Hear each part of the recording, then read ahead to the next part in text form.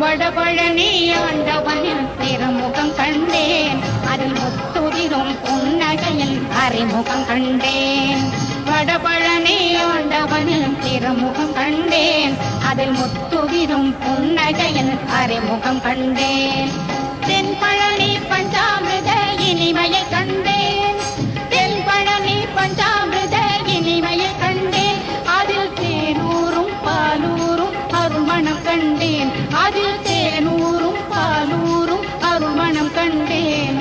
வடபழனி ஆண்டவனின் திருமுகம் கண்டேன், அதில் முத்துதிரும் புன்னகையின் அறிமுகம் கண்டேன்.